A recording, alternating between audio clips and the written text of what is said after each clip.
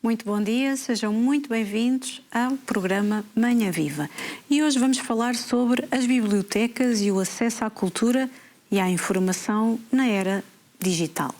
As bibliotecas têm desempenhado um papel fundamental na promoção do acesso à cultura e informação ao longo dos séculos. Na era da internet, na era do digital, este papel evoluiu e é crucial compreender como as bibliotecas podem coexistir e complementar as ofertas digitais disponíveis. Discutiremos a frequência nas bibliotecas, o papel tradicional e moderno das mesmas e a sua relevância no mundo cada vez mais digital. E lance-lhe a pergunta: já pensou por acaso qual a importância das bibliotecas na era digital?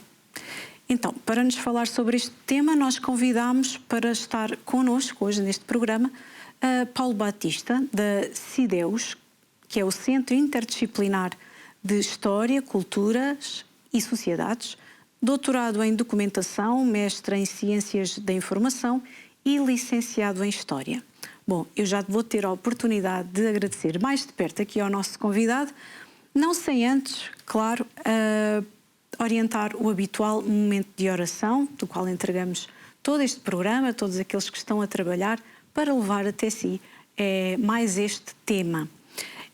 E também, depois, em seguida, iremos entrar na nossa rubrica de nutrição. Mas para já, confiemos tudo a Nossa Senhora. Reze connosco. Ave Maria, cheia de graça, o Senhor é convosco.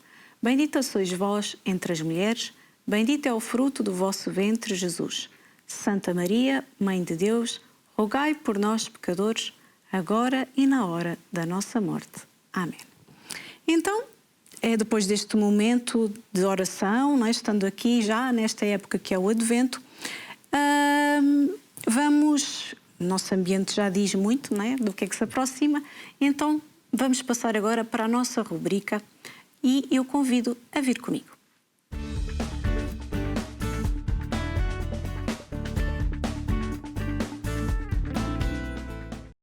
Então, eu já estou aqui ao pé da Nathalie Teixeira, nossa nutricionista. Bem-vinda mais uma vez. Olá, Nathalie. Olá, bom dia. E vamos então aprender a fazer uma maravilhosa receita que é o paté crocante de rabanete, não é verdade? Isso, é uma coisa diferente e é uma maneira aí da gente tentar inserir o rabanete na nossa dieta. Acredito que ele tem muito valor, não é, nutricional e outros benefícios. Sim, muito valor nutricional, ele pode auxiliar aí em diversas patologias, em diversas doenças. E falando dos nutrientes que contém nele, a gente pode, tem diversos, podemos destacar 3. Entre eles o potássio, que ajuda aí no controle da pressão arterial, da tensão.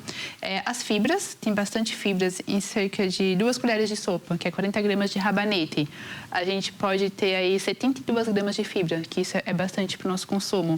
E que pode auxiliar na digestão da nossa refeição, né, do alimento que a gente está a consumir, pode ajudar a diminuir a velocidade da absorção da glicose, no caso do açúcar, que a gente está ali a comer, ajudar no trânsito intestinal, também pode evitar a prisão de ventre e também tem bastante vitamina C, que também é interessante falar, que também ajuda bastante no nosso sistema imunológico.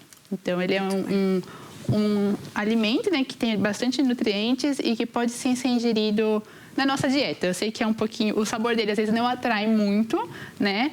Porém, a gente tem que tentar aí ter ideias de receitas para poder inserir ele na nossa alimentação. E acredito que vai ficar saboroso e vamos poder ver isso na nossa segunda parte, não é? Sim, entretanto. Até já, Nathalie. Até logo.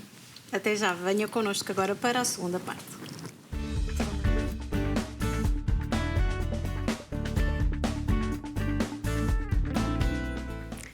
Então, já estou aqui na nossa sala de estar, não é, com o Paulo Batista, do Centro Interdisciplinar de História, Culturas e Sociedades, doutorado em Documentação, mestre em Ciências da Informação e licenciado em História, que vem nos falar exatamente sobre o tema de hoje. Muito bem-vindo, agora sim. Muito obrigado. Mais de perto. Muito obrigado. Obrigado por estar aqui connosco. Professor, quem é o professor, já é professor, não é? Paulo Batista, e o que faz realmente? Bom, antes de mais, muito obrigado, bom dia. É um prazer estar aqui em nome do Cideus. Muito obrigado por esta oportunidade para estar aqui convosco. Chamo Paulo Batista, tenho 53 anos e sou investigador integrado do Cideus, da Universidade de Évora, onde coordeno o Grupo 2, Patrimónios e Literacias. Também trabalho no Arquivo Municipal de Lisboa, do município de Lisboa, e sou professor na Universidade Autónoma de Lisboa, onde coordeno 2 pós-graduações. A pós-graduação em Promoção e Dinamização Cultural e Educativa de Arquivos e Bibliotecas e uma segunda de Arquivos de Arquitetura. Muito bem. E como é que nasceu a sua paixão pela documentação? Eu penso que nasceu muito cedo. Eu nasci em Luanda, em Angola. Na altura vim com a minha família, quando se deu a independência, e quando chegámos a Lisboa, a minha mãe começou a trabalhar na Faculdade de Letras da Universidade de Lisboa, e é uma memória que eu tenho muito forte de, durante todos os períodos de férias escolares, Carnaval, Páscoa, férias de verão, Natal, etc., de ir com a minha mãe para o seu local de trabalho. Portanto, a minha mãe trabalhava no Departamento de História e, nesse sentido, desde muito pequeno, eu comecei a ler, diria quase até de forma compulsiva, livros de História, pelo que, para mim, foi um percurso natural no sentido de obter a licenciatura em História. Eu lembro-me que quando acabei o ensino secundário, eu pensar algo como, bom, agora é que isto vai ser mesmo bom, porque eu tinha deixado para trás todas aquelas disciplinas que eu não gostava particularmente, como a matemática, fisicoquímica, biologia, etc. E de tal forma assim era que eu lembro-me quando concorri à faculdade, eu filo apenas para o curso de História e na Faculdade de Letras da Universidade de Lisboa. Ou seja, era mesmo aquele curso que eu queria tirar e na altura não admitia, entre aspas, tirar outro que não fosse esse. E seguindo esta linha do tempo, eu tirei a licenciatura e encontrava-me no 3º ano deste curso de História e comecei a trabalhar no Arquivo Nacional da Torre do Tombo. E lá está, é esta ligação história, documentação e arquivos. Sim, deve ser uma experiência incrível, não é? Estar na Torre do Tombo. É verdade, foi a minha primeira experiência profissional na área. Sim. E o que é que está a investigar neste momento e a lecionar? Sim, eu antes de mais, se me permite, se for possível, eu gostaria de dizer que o arquivista, chamemos de profissional da informação por uma questão de abrangência, é o profissional que é responsável pela organização, classificação, avaliação, conservação, assegurar o sucesso, o acesso, perdão, e a difusão da informação. E dizer também que os documentos têm 2 valores. Portanto, tem um primeiro que é o chamado valor primário, ou seja, a documentação, quando é produzida, isso deve-se a razões probatórias, serve para fazer prova de algo, ou seja, pelo valor fiscal, administrativo e legal. Depois existe um valor secundário, isto é, os documentos, com o passar do tempo, podem adquirir ou não esse valor secundário. Isto é, findo o prazo legal, o prazo que a lei obriga a que os documentos sejam conservados, só há um de 2 destinos possíveis, que é a eliminação, no caso de não terem o tal valor secundário, mas, possuindo este, vão para arquivo definitivo, que nós normalmente designamos por arquivo histórico. Também gostaria de dizer que o arquivista é o responsável, digamos, intervém em todas estas etapas do circuito documental, desde o momento em que os documentos são produzidos, ou mesmo antes, até ao seu destino final, como eu referi, a eliminação ou a conservação definitiva. E gostaria de dizer também que, mais do que um direito democrático dos cidadãos, o acesso à informação é uma exigência ética do processo civilizacional. E, por esta razão, é importante que os arquivos tenham uma afetação de recursos humanos, técnicos, financeiros, logísticos, etc., que lhes permita assegurar a sua missão, isto é, a disponibilizar a informação que têm à sua responsabilidade, de forma a garantir o acesso dos cidadãos à mesma. E aí o papel do arquivista, não é? Importante para a história de um país, não é? Sim, aí a sua verdade. experiência dentro da Torre do Tombo, não é? Sim. É um período que guardo com especial carinho. Foi a minha primeira experiência profissional na área, em 93, onde estive cerca de 2 anos. Sim. Onde pôde estar de perto com essa história do país, não é? Sim, o Arquivo Nacional da Torre do Tombo. A Torre do Tombo, chamemos assim, é uma das instituições mais antigas de Portugal.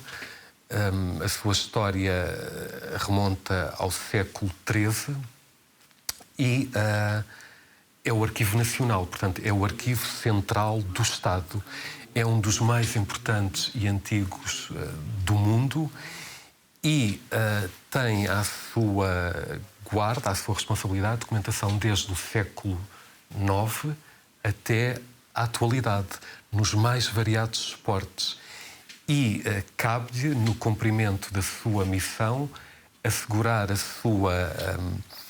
sua conservação, a sua valorização e a sua difusão. E como é que vê a função das bibliotecas nesta era do digital? É uma pergunta muito interessante, muito vasta.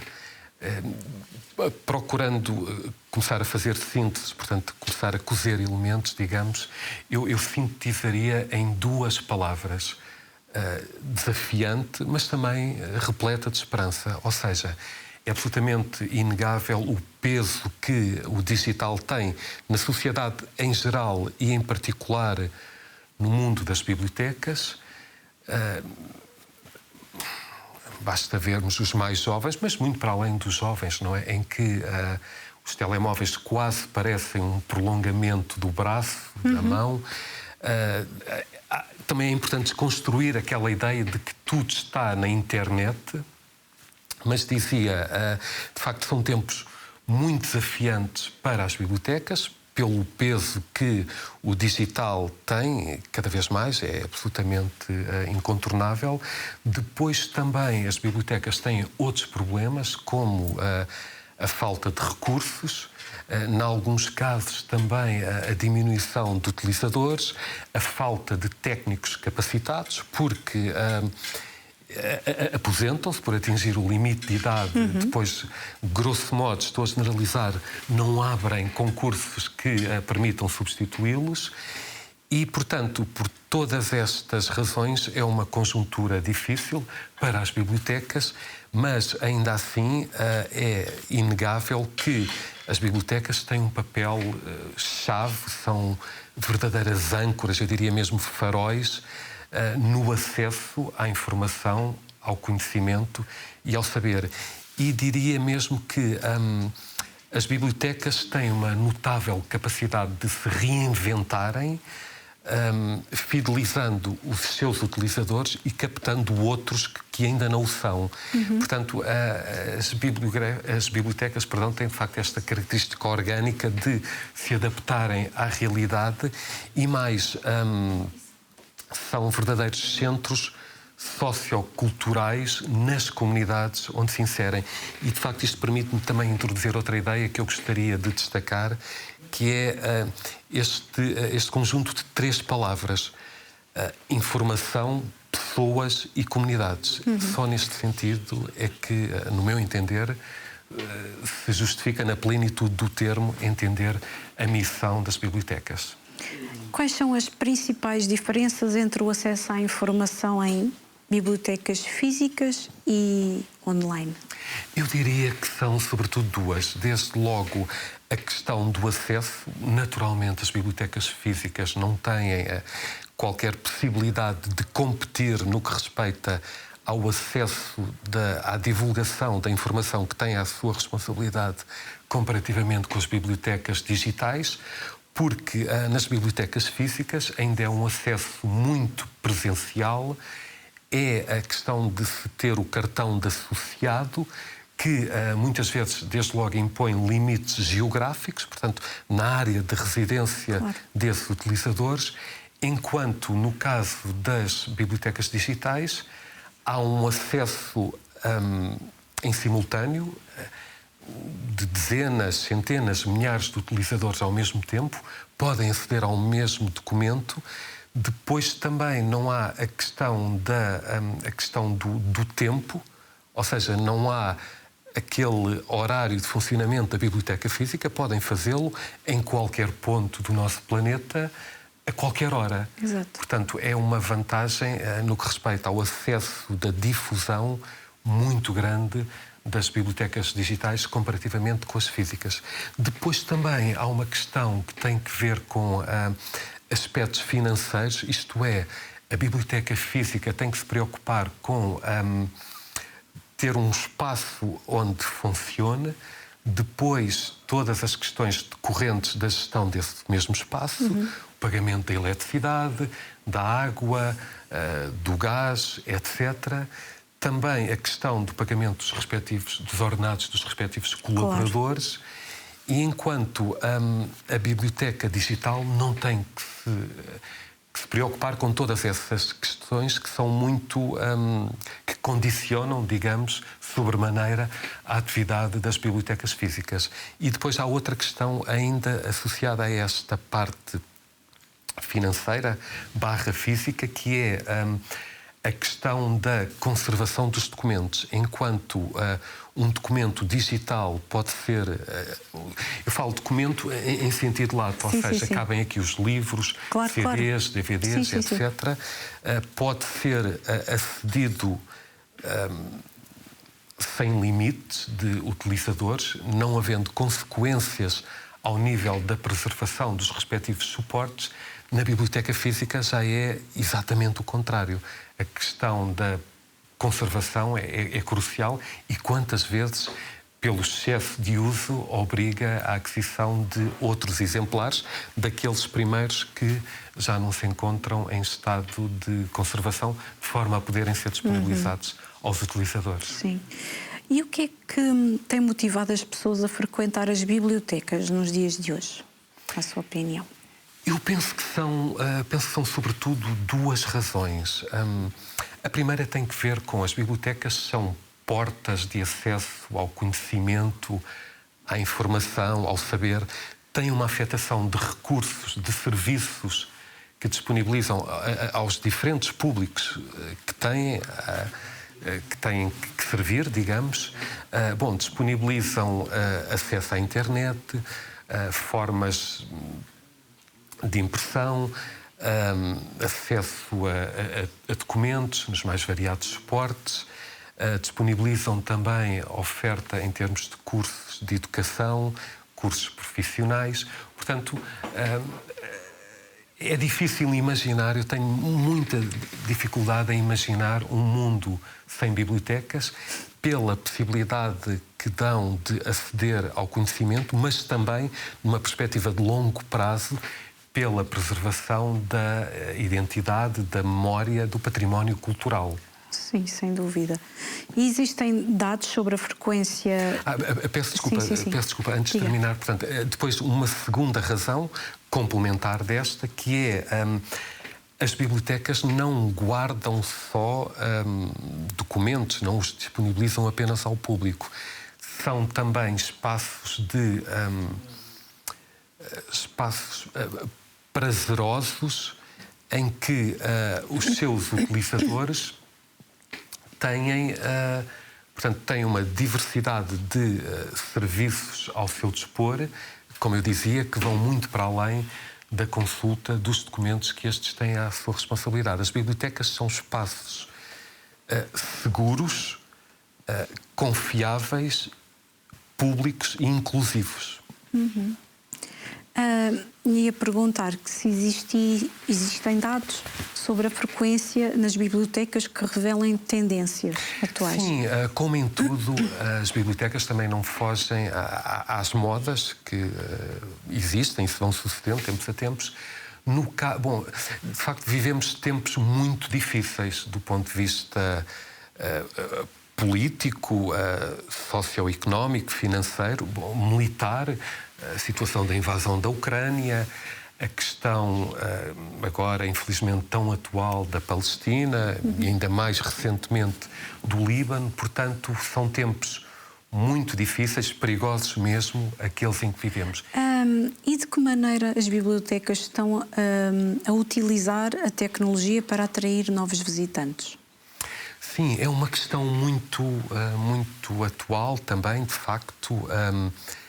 As bibliotecas têm essa preocupação de captar, digamos, novos utilizadores e, nesse sentido, as novas tecnologias são um poderoso aliado. Bom, procurando sintetizar o que eu estou a dizer, para não me desenvolver demais, desde logo os catálogos e os conteúdos online, que são importantes do ponto de vista de tornar amigável para os utilizadores a forma como acedem aos conteúdos que as bibliotecas disponibilizam.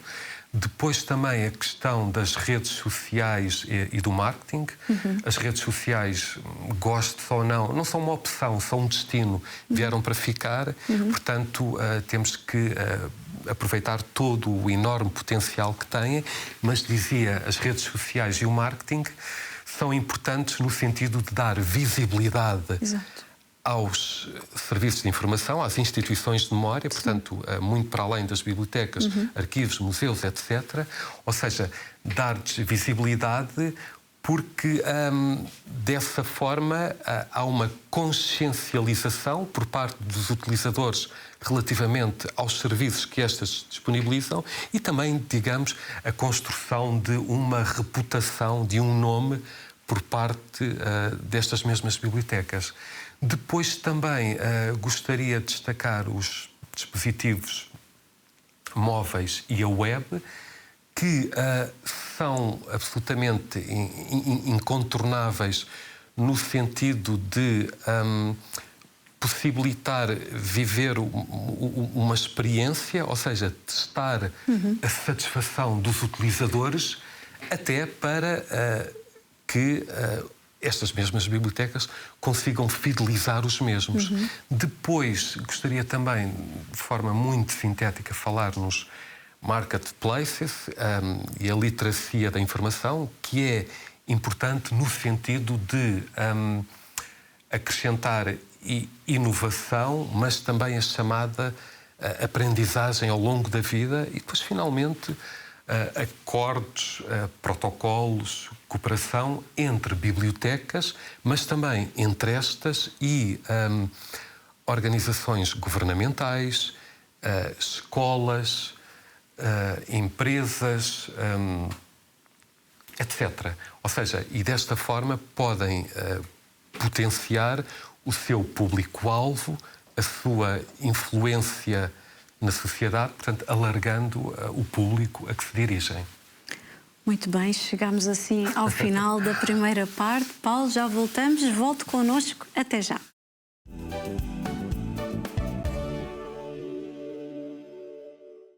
Ora, então, bem-vindos a esta segunda parte. Começamos aqui com a Nathalie para ver aqui o resultado, não é, final do paté, não é, de crocante de rabanete. E eu acho que a Nathalie tem aqui umas curiosidades também para falar sobre este legume e também falar sobre os ingredientes. Exatamente. Então vamos começar a falar dos ingredientes, né, o que vai nesse patê crocante. Então aqui nós vamos usar cerca de 2 a 3 rabanetes, cortadinhos aos cubinhos bem pequenos, bem miúdos. Uma cenoura pequena, pode ser bem pequenina mesmo, também cortadinha aos cubos. 3 colheres de sopa de ricota. Se a pessoa gostar também pode substituir pelo cottage, pelo queijo cottage. Também temos aqui o cebolinho, o quanto baste. Eu costumo falar, quanto mais, parece que mais saboroso ele fica. Então, eu gosto muito do cebolinho. Sim. Então, eu acho assim, eu vou caprichar. 1 colher de café de gengibre. O gengibre aqui é só para dar um toquinho especial. É para dar um toque especial, não é para ser o centro das atenções. Mas vai dar uma mistura boa nessa receita. E também o sal e o azeite à vontade. O quanto baste, né? Então, nós vamos misturar todos esses ingredientes. Só vamos enquanto isso, e ressaltando aqui, né, dos diversos nutrientes que o rabanete tem, nós já destacamos 3, né, que é a vitamina C, a fibra e o potássio. E também é interessante falar que para quem tem hipotiroidismo, né, que é uma alteração aí na glândula da tireoide, é evitar o rabanete. Não é que não pode consumir, é evitar comer esporadicamente e com moderação. Por quê? Porque o rabanete, ele tem um composto que pode diminuir a produção do hormônio da tireoide. E pode implicar. E pode alterar, ainda mais se esse utente, né, se esse paciente, ele não tem um consumo adequado do iodo na sua dieta. Sim. Então, se ele não tem um consumo adequado, né, do iodo na sua dieta e consome o rabanete, entre outros alimentos que tem o glucosinalato, é esse o nome do composto.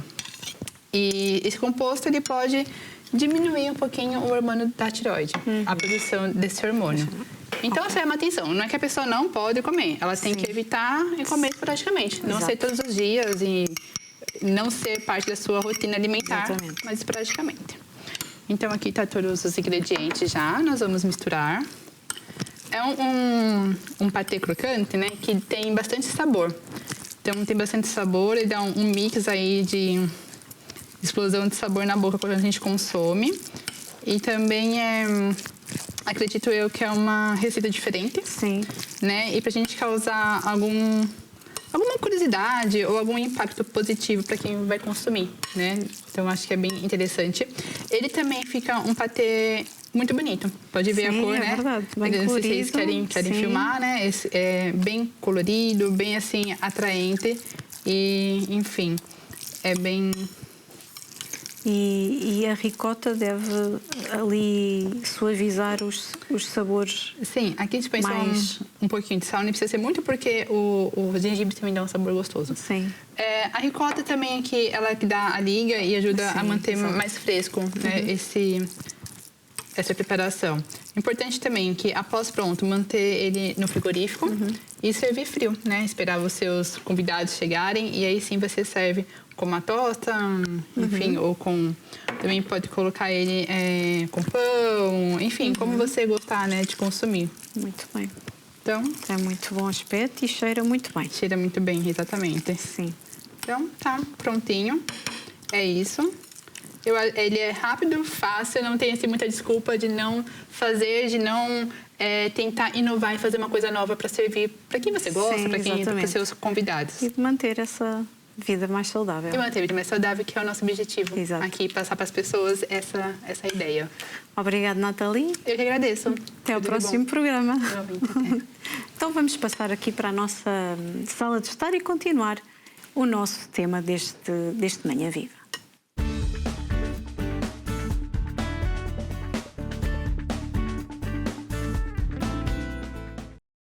Então, a importância das bibliotecas na era digital não pode ser subestimada. Apesar do crescente uso da internet, as bibliotecas continuam a ser fontes essenciais de informação, cultura e educação. A capacidade de adaptação e inovação neste novo contexto é fundamental para a sua sobrevivência e relevância. E temos estado então à conversa com o Paulo Batista, do CIDEUS, não é? Sim. Centro Interdisciplinar de História, Culturas e Sociedades, e que tem estado aqui a falar connosco sobre as bibliotecas e o acesso à cultura e à informação na era da internet, na era digital. E eu perguntava-lhe, Paulo, quais os serviços oferecidos pelas bibliotecas que podem ser complementares à pesquisa online? Bem, no fundo, tudo o que explora os recursos das bibliotecas no sentido de comunicar, divulgar as coleções que estão à sua responsabilidade. As bibliotecas são extraordinariamente dinâmicas nesse sentido, oferecendo uma grande diversidade de serviços para diferentes públicos, e esta é uma questão importante, ou seja, diferentes públicos, diferentes necessidades de informação. Uma coisa é termos um público infanto-juvenil, outra coisa é termos um público sénior, um público, digamos, do cidadão comum, anónimo, a um público mais académico e passando também, naturalmente, por todos aqueles que têm dificuldades motoras e ou cognitivas. Mas dizia, de facto, as bibliotecas têm essa capacidade de disponibilizar um número muito grande de serviços para todos estes diferentes públicos. Que bom. E, nesse sentido, não posso deixar de destacar as oficinas. As bibliotecas oferecem variadíssimas oficinas, lá está, para diferentes públicos. Por exemplo, no âmbito da promoção do livro e da leitura, como é o caso da Hora do Conto, para crianças até 10 anos, mas também para outros públicos. O público mais jovem ou adolescente, se quisermos, o público adulto e o público sénior, como, por exemplo, leituras de contos. E tudo isto nos mais variados formatos, ou seja, no formato físico, presencial, mas também no formato digital e híbrido. E não é por acaso, eu gosto muito de uma frase do Albert Einstein que diz qualquer coisa. Aliás, eu penso que é exatamente esta a citação que eu vou dizer. The only thing that you absolutely have to know is the location of the libraries. Ou seja, a única coisa que precisamos absolutamente saber é a localização das bibliotecas. Portanto, o que metrifica bem a importância que as bibliotecas têm na sociedade em geral. E como é que as bibliotecas estão a lidar com o desafio de permanecerem relevantes nesta nova era digital, tão desafiadora? Sim, para tantas áreas, não é? É verdade, tem muitos desafios que, procurando, lá está, síntese, eu destacaria 3 aspectos. O primeiro tem que ver com o aspecto económico, ou seja, os livros, grosso modo, estão um pouco mais baratos. Há uma grande oferta nesse sentido, também há uma penetração, digamos, da informação em suporte digital, mas é impossível estarmos a par de tudo o que sai. Eu falo, por exemplo, no caso do meu filho, que tem 8 anos. Ele é um leitor compulsivo.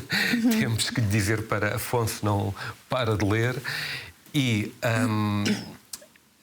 vou dizer isto, não estou de modo algum a queixar-me, nós gastamos muito dinheiro em livros para ele. E ainda bem que assim é. Sim. Todos os pais gostam naturalmente que os seus filhos leiam. Sim. Mas lá está, como eu dizia, é absolutamente impossível acompanhar tudo o que sai, para mais tendo uma criança que gosta imenso de ler, e nesse sentido as bibliotecas são um parceiro ideal no sentido de adquirir, ou melhor, ter ao meu dispor, neste caso para o meu filho, mas também para a minha família, para mim, para a minha mulher, livros que queremos ler e que não necessitamos de os comprar. E ainda bem.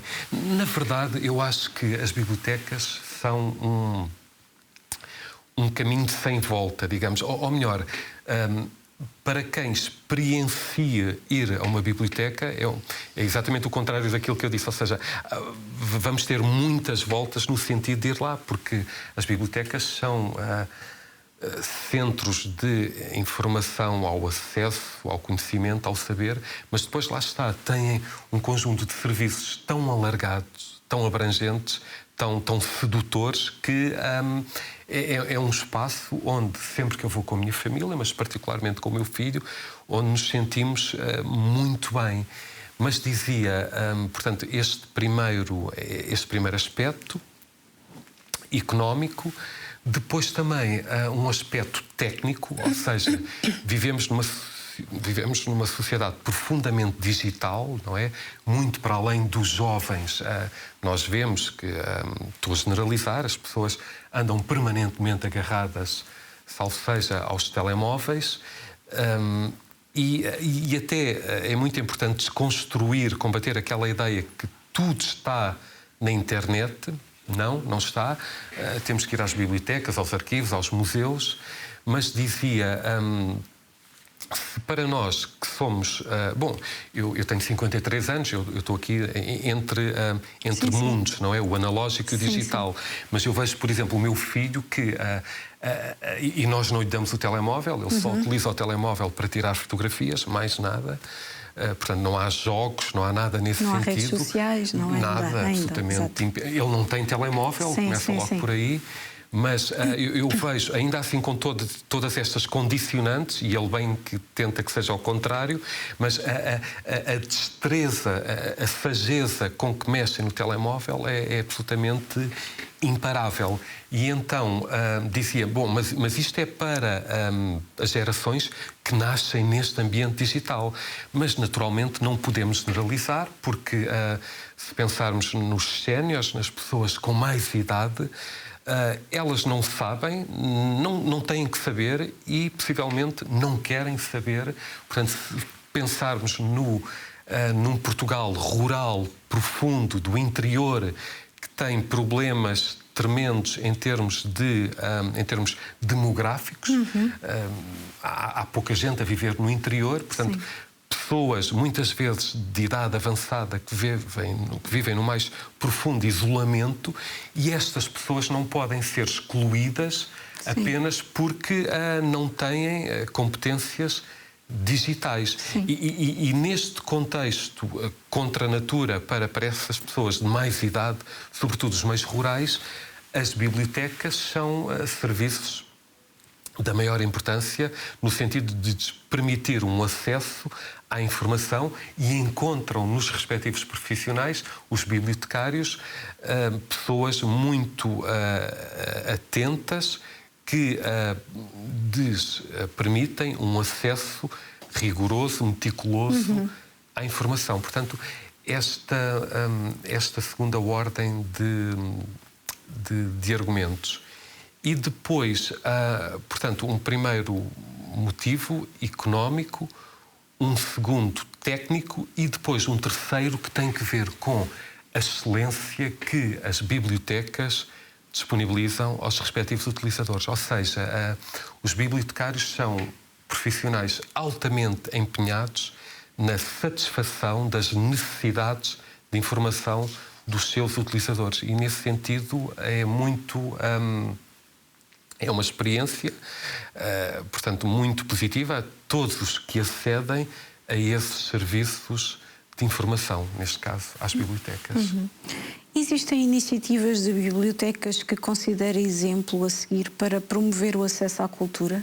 Sim, existem muitas, felizmente, centenas, de norte a sul, Portugal continental, mas também os arquipélagos da Madeira e dos Açores, e tendo que destacar apenas um exemplo, eu coloco, confesso, sempre o foco na inclusão, ou seja, a informação tem que chegar a todos. E, nesse sentido, destaco o exemplo das bibliotecas itinerantes e, particularmente, o caso da Bibliomóvel, da Biblioteca Municipal de Proença Nova, é este o nome, que é um município do distrito de Castelo Branco, tem apenas 4 freguesias, cerca de 7.000 habitantes, e não posso deixar de destacar o contributo absolutamente notável que é feito nesse sentido por um colega e amigo, que é o Nuno Marçal, que é o responsável pela biblioteca, portanto a Bibliomóvel,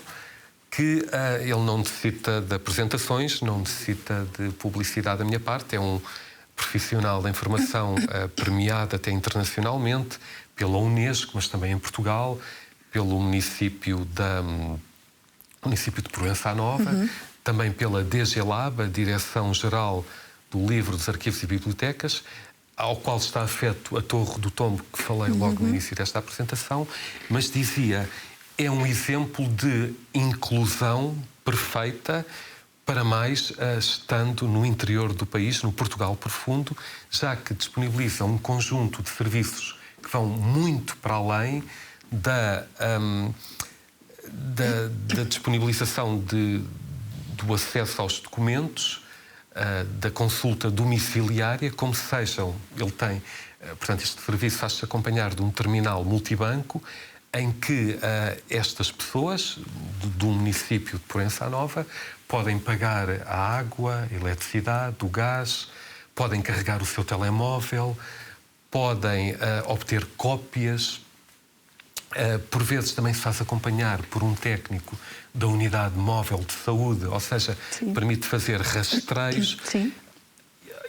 Dito de outra forma, é um serviço completo que vai muito para além, como eu dizia, do empréstimo domiciliário e da consulta de documentos. Como o Nuno Marçal costuma dizer, é um serviço humano de proximidade às pessoas. Sim. É verdadeiro serviço público. Sim. Mas, naturalmente, eu poderia destacar muitos exemplos, e ainda bem que assim é, em Portugal. Sim, e quão importante é esse tipo de iniciativas. Qual é o papel das bibliotecas na preservação da literatura e cultura no mundo digital? É muito importante, não é? Já falou aí também. Sim, as bibliotecas são... Tem a cultura é onde está de um país, a cultura, o saber de um país, como muito bem disse. É aí que nós encontramos evidências nesse sentido, nos respectivos documentos que estão à responsabilidade dessas bibliotecas. Portanto, é fundamental assegurar, por um lado, a conservação dessa informação e, por outro lado, permitir o acesso e a difusão da mesma. Bom, naturalmente, a questão da conservação é uma área crítica, digamos, não só das bibliotecas, mas das instituições de memória em geral, porque são muitos os problemas nesse sentido, como a questão da temperatura, sim, a umidade, desde logo a própria longevidade, o tempo de vida dos documentos e também questões muito práticas, como ataques de insetos. Portanto, é fundamental assegurar que estes documentos têm uma vida tão longa quanto possível. Bom, e depois envolvendo esta dinâmica, para além destes problemas, existem outros estruturais que as bibliotecas têm que lidar no seu dia-a-dia, como a falta de recursos, desde logo financeiros, também a falta de técnicos capacitados, a ausência, não existem, para o desempenho da profissão. Portanto, temos todo este cenário negativo, mas, por outro lado, encontramos nas novas tecnologias um aliado absolutamente imparável no que respeita a assegurar exatamente a conservação destes documentos e a sua preservação ao longo do tempo. Desde logo a questão da digitalização, ou seja, permite que, como eu referi logo no início, que o mesmo documento seja acessível a tantos utilizadores quanto queiram aceder ao mesmo, independentemente da geografia, do tempo, do local. Depois também as novas tecnologias são a ferramenta-chave para as bases de dados, chamemos assim, as plataformas online, onde estão armazenados estes documentos, possibilitando a sua disponibilização ao público. Sim, a sua conservação. Eu lembro-me que no início dizia que estamos num mundo perigoso, não é? Em que estão tantas guerras e lembro-me que quando estalou a guerra na Ucrânia, os alvos foram exatamente bibliotecas, museus, tudo o que servisse para apagar a identidade de uma nação, por exemplo, não é? Sim, é verdade. E nesse sentido, importa cautelar não só o conteúdo físico, mas ter esse bem guardado é verdade. de ataques eu costumo dizer digitais. Eu costumo dizer que as bibliotecas, mas também os arquivos, são a espinha dorsal da democracia. Sim, exato. Pelo acesso que possibilitam à informação que estas instituições de memória têm à sua responsabilidade. Portanto, são um garante dos direitos dos cidadãos e das organizações. E como é que as bibliotecas podem ajudar a educar o público sobre a utilização crítica da informação disponível na internet?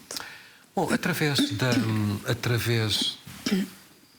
do debate, da reflexão, da troca de ideias, eu entendo, até numa perspectiva muito pessoal, que a discussão, chamemos assim, são sempre momentos de construção. Portanto, serve para aproximar, não é para afastar. Mas dizia que é importante as bibliotecas promoverem essas reflexões exatamente em torno da questão que colocou, porque, e envolvendo, por exemplo, até figuras com alguma visibilidade, até numa perspectiva de marketing, portanto, para serem mais apelativas, no sentido de envolver aqueles públicos a que se pretende chegar. E, de facto, existem muitas oficinas nesse sentido e, por exemplo, envolvendo pais e filhos com o objetivo de explicar que a internet em geral e as redes sociais em particular têm muitas vantagens, portanto, têm muitos aspectos positivos, ou seja, não é uma palavra que eu gosto, mas não é importante não demonizar a internet. Tem aspectos negativos, naturalmente. Bom, mas isso depende da utilização que lhe é dada. Portanto, vamos centrar-nos no positivo, nas vantagens, que são muitas. Por exemplo, no âmbito da literacia da informação, ou seja, um uso seguro, um uso de acordo com a ética, portanto, um uso com segurança, a aprendizagem ao longo da vida para, lá está, diferentes públicos. As bibliotecas têm muitas oficinas, exatamente com os mais variados serviços para os diferentes públicos. Exatamente.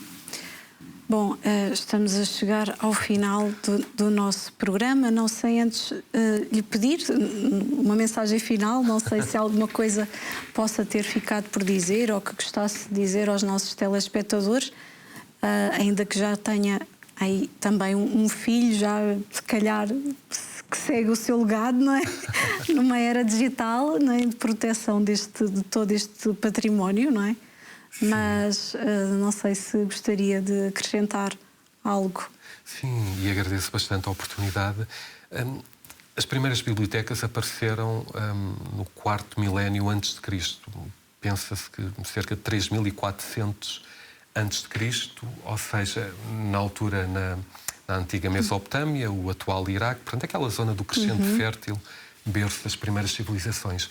Dito de outra forma, as bibliotecas existem há mais de 5.000 anos e, ao longo da sua história, têm dado provas de uma resiliência, de uma capacidade de adaptação às novas realidades.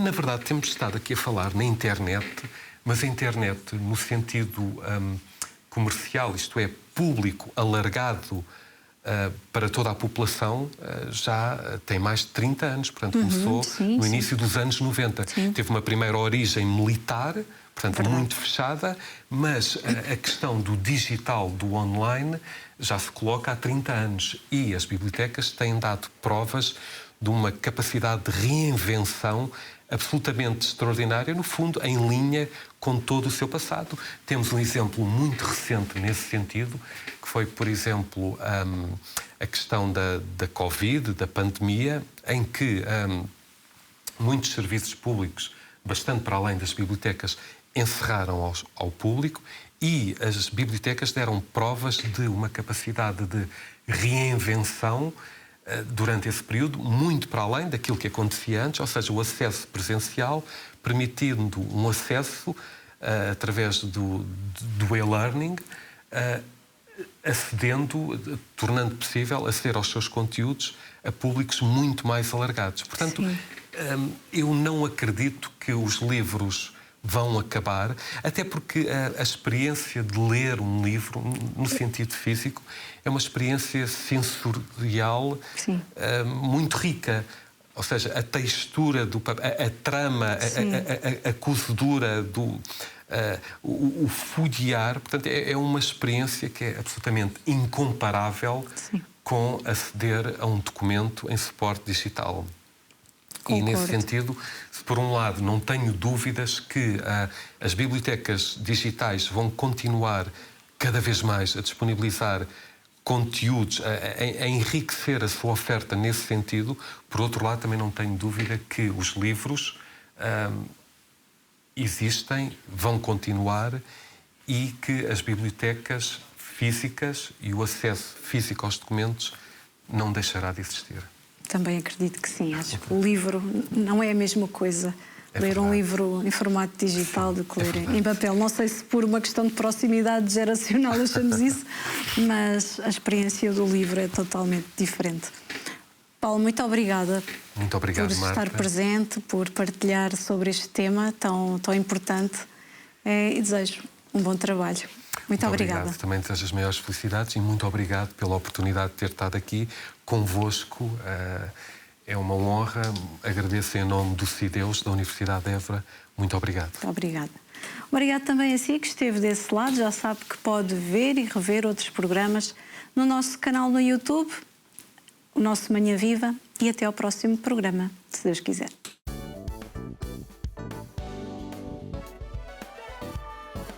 Se gostou deste programa, clique aqui na nossa playlist aqui em baixo para ver outros episódios. Se ainda não subscreveu o nosso canal do YouTube, faça-o já clicando neste botão aqui do lado e será logo o primeiro a saber todas as novidades.